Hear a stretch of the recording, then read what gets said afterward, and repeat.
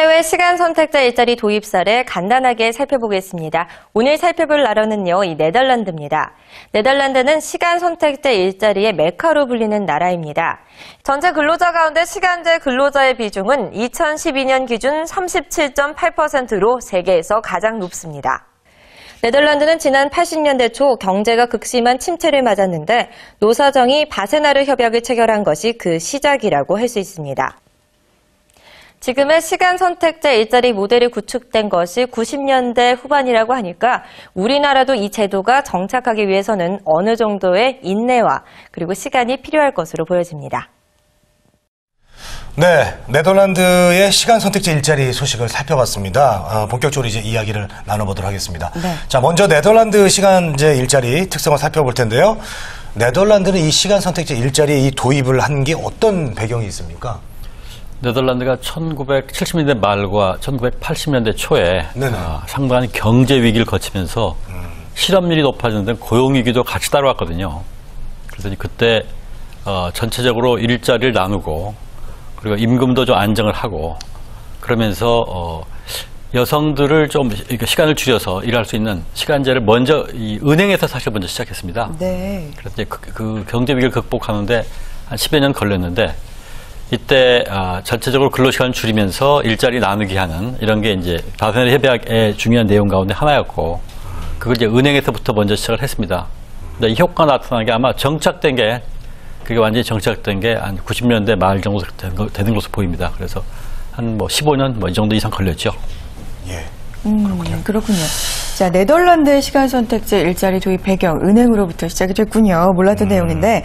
자, 그렇다면 우리나라 시간 선택제 일자리 이제 시작 단계라고 할 수 있겠지만 그렇죠. 그 도입 배경이 궁금합니다. 사실 3일간에 걸쳐서 우리가 해외 사례들을 알아보고 있는 이유가 우리나라 시간 선택제 일자리가 조금 더 자리를 잘 잡았으면 하는 바람에서잖아요. 네. 자, 윤수경 과장님, 우리나라 시간 선택제 일자리 도입 배경 설명 좀 부탁드릴게요. 예, 우리나라 그 시간 선택제는 최근에 그 저출산 고령화의 진전과 함께 그 고용 구조가 변화하고 있기 때문에 일 가정을 양립을 원하는 여성 그리고 장년층의 일자리 수요가 매우 큽니다. 그렇기 때문에 시간 선택제는 꼭 필요한 일자리인 동시에 피할 수 없는 선택이라는 생각도 듭니다. 또 기업에서도 인력 운영을 효율적으로 해서 생산성을 높일 수 있고요. 또 노동시장 전체적으로는 장시간 근로 또 그리고 풀타임 위주의 그 노동시장 패러다임을 바꿔서 일하는 방식의 개선에도 기여할 수 있다고 보고 있습니다. 네. 자, 근데 이제 여성들의 신분이 우리나라와 해외는 좀 다르지 않나 그런 생각이 좀 들거든요. 예. 네. 그렇죠. 예, 시간 선택제 일자리라는 게 이제 여성들에게 국한된 어떤 일자리 대책이 아닌가 그런 생각이 좀 들 때가 있습니다. 어떻게 생각하십니까? 예, 외국이랑 또 우리나라의 그 여성들의 신분이 다르다기보다는 결혼이나 가족제도 그리고 근로문화가 다르기 때문에 시간 선택제가 유럽에서는 오래전부터 활용되어 왔다고 보고 있습니다. 그 여성들도 마찬가지로 유럽에서는 주로 육아를 담당하기 때문에 시간 선택제의 대부분 일자리를 차지하고 있습니다. 물론 시간 선택제가 여성들에게 활용되기 좋은 제도이지만은 최근에 국민 수요 조사를 저희가 해봤더니 국민들의 65%가 시간 선택제로 일할 의사를 보여주고 있고요. 그중에 퇴직 준비가 50%, 그리고 그다음에 육아, 가사, 그리고 건강 문제를 꼽았습니다. 그렇기 때문에 고령화가 진전되면서 장년층, 그리고 학업을 병행하고자 하는 청년들에게도 시간 선택제가 활용될 수 있다고 보고 있습니다. 네. 자, 그러면 네덜란드의 경우에는 시간 선택제 일자리가 도입된 이후에 어떻게 활용되고 있는지, 어떻게 발전되고 있는지 궁금한데요. 자, 시간 선택제 일자리 일단 종류가 여러 개가 있잖아요. 형태들이 어떤 것들이 있는지 궁금합니다. 우선 이제 시간 선택제가 두 가지가 있는데요. 하나는 좀 긴 시간 선택제가 있고요. 한 개는 짧은 게 있고, 그래서 한 15시간을 기준으로 해서 그 정도, 그보다 길게 일해서 네덜란드 36시간이 전일제가 많기 때문에 35시간까지 하는 게 있고, 그 다음에 그 이하 짧은 시간이가 있는데, 시간이라는 건 크게 보면 두 가지입니다. 하나는 일주일에 며칠, 일정한 날, 가령 하루나 일일부터 4일까지 나와서 이렇게 대신 나오는 날은 8시간 이렇게 근무하는 형태가 있고요. 그 다음에 하루에 가령 8시간 가운데 2시간부터 한 6시간 정도까지 나눠서 하는 이런 시간제가 있습니다. 그런데 전자가 많습니다, 전자가. 그러니까 왜 그러냐면 한번 일단 나오면 출퇴근 시간이 있기 때문에 여러 날 나와서 근무하는 것보다 한 번 나올 때 풀타임으로 근무하는 게, 전일제로 근무하는 게 기업에서도 한 번 나와서 끝까지 하는 거고 본인도 출퇴근 시간도 줄이고 뭐 이런 것 때문에 일주일에 며칠을 나눠서 일하는 이런 전일제가 오히려 좀 더 많은 것 같고요. 네. 네덜란드 특징적인 거는 주 4일을 하루에 8시간씩 하는 것도 꽤 많았고요. 네. 36시간이 전일제인데 주 4일을 하루에 9시간씩 하는 것도 많았어요. 그래서 일주일에 7일 가운데 나흘만 일하는 게 꽤 많았습니다. 그건 네. 남성도 마찬가지입니다. 그렇군요. 그렇군요. 예. 그러면 네덜란드에서는 시간 선택제 어떤 분야에서 일을 하고 있는지 궁금합니다. 뭐 공무원이나 뭐 서비스업 할 거 없이 다 만연해 있는지 네. 어떤 분야에서 주로 거의 일을 모든 하나요? 분야에 다 활용되고 있는데요. 네. 가장 대표적인 데가 제가 지난번에 가서 좀 물어보고 또 통계를 보더라도 네. 우선 공공분야가 많습니다. 네. 공무원과 그다음에 교사, 그다음에 사회 돌봄 서비스를 제공하는 근로자들 이런 쪽에서 상당히 광범위하게 활용되고 있고요. 그뿐 아니라 이제 또 다른 쪽에서는 가령 음식 숙박업이나 네. 호텔 이런 데서도 그리고 도소매 이런 쪽에서도 많이 활용되고 있고요. 또 하나는 전문직에서도 적지 않았어요. 가령 학교 교수라든지 의사라든지 예. 변호사, 회계사 뭐 이런 분들도 시간제로 일하고 있는 분들이 적지 않았습니다. 그래서 사회 골고루 물론 업종이나 산업별로 차이가 있긴 하지만 사회 골고루 필요에 따라서 활용되고 있다는 느낌을 받았습니다. 네. 네덜란드 같은 경우는 골고루 이렇게 그러네요. 시간 선택제 여성 전 근로자가 분야에서. 네. 그렇군요.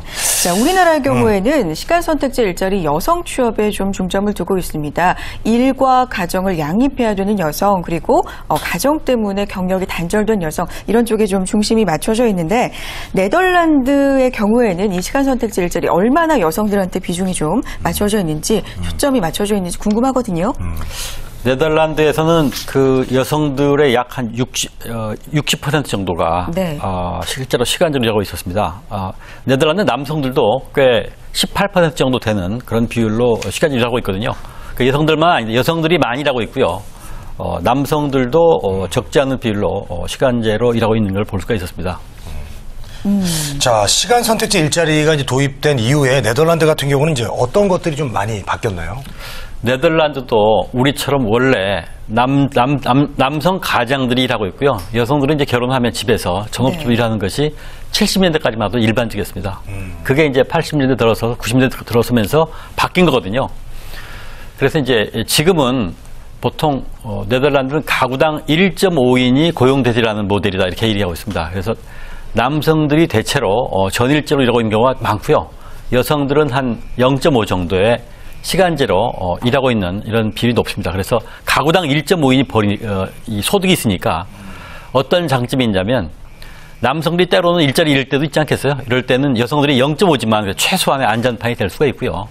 또 하나는 남성 혼자 다 벌어서 이렇게 먹고 살 때보다는 남성들의 임금 인상 요구를 할까?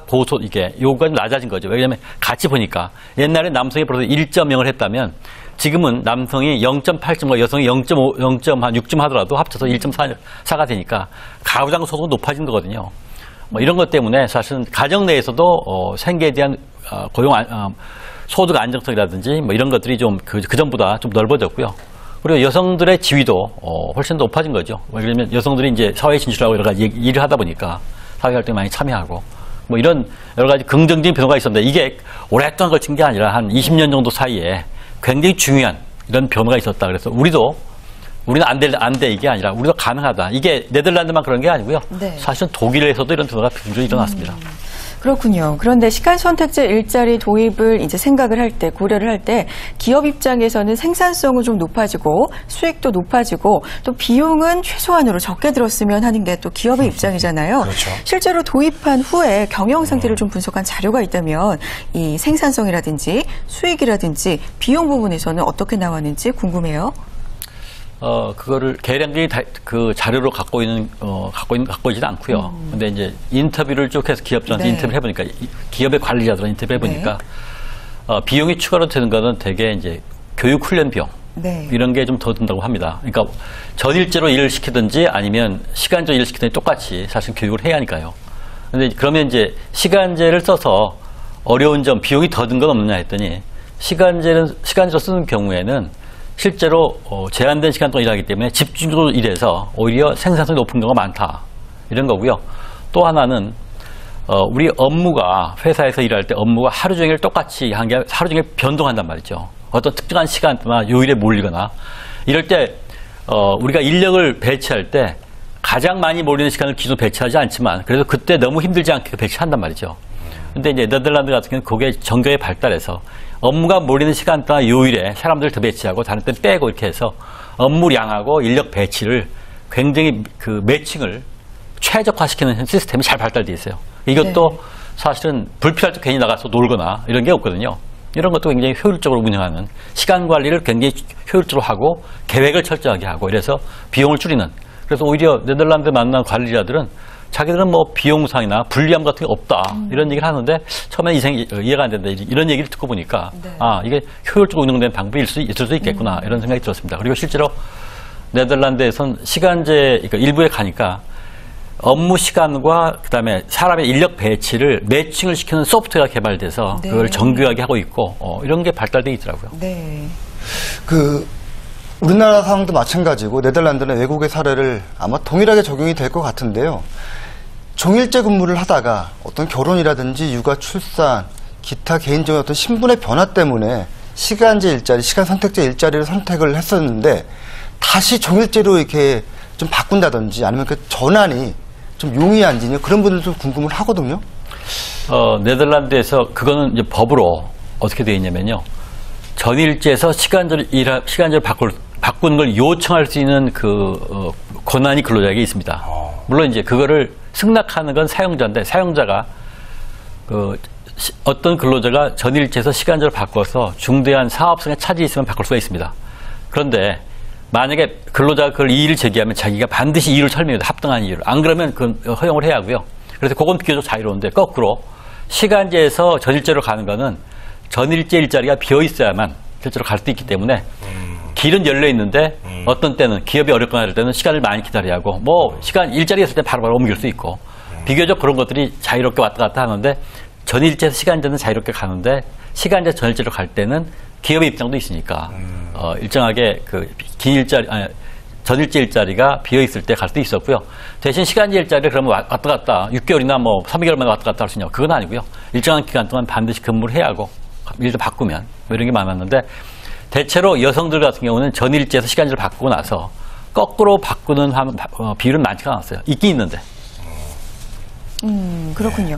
자, 그렇다면 이제 우리나라로 한번 시선을 돌려보겠습니다. 네. 시간 선택제 일자리 적합 업종, 직무를 또 개발을 해야 이게 확산이 많이 되고 발전이 될 것 같은데 과장님 이런 노력들은 지금 어떤 것들이 있을까요? 네, 맞습니다. 금융이나 의료 서비스 같은 그 시간 선택제 취나 업종에서 성공적인 모델이 많이 나와줘야 확산이 굉장히 용이합니다. 네.